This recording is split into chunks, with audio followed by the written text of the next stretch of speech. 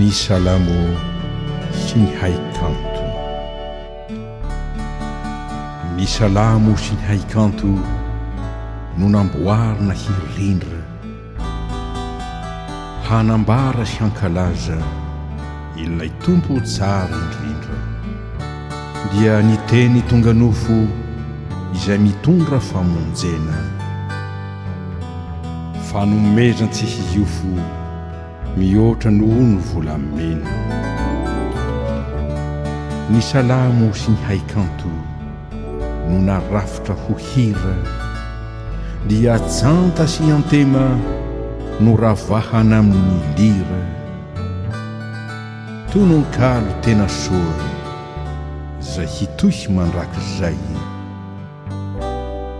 hiderana ny tsito dia ny telo zay iray.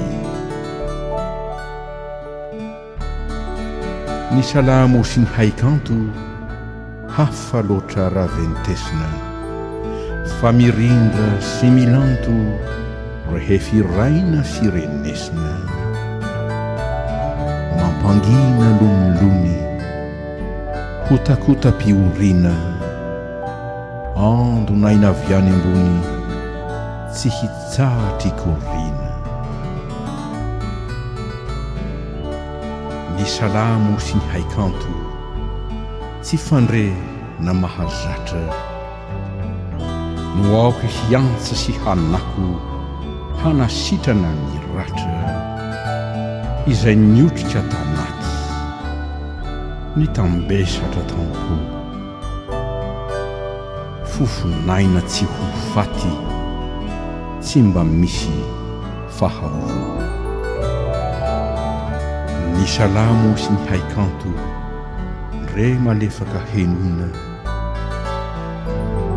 dia mahery noho ny vato tsy hay vakina na totoina, ka mampiorina ny fo hahajoro sy handresy ny tafiotra nampikoro zay namely sy nanesy. Ny Salamo sy ny haikanto no ako asandratra hatrany,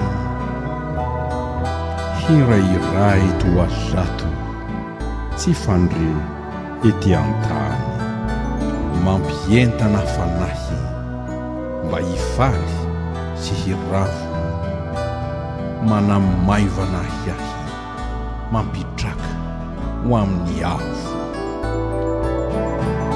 Ny Salamo sy ny haikanto izay no kalo tsy hiato, tena vakoka fandranto izay mandefy ny sahato. Hira masiny ao an-danitra tsy ho levona satria voatefin'Andriamanitra mba haharitra doria.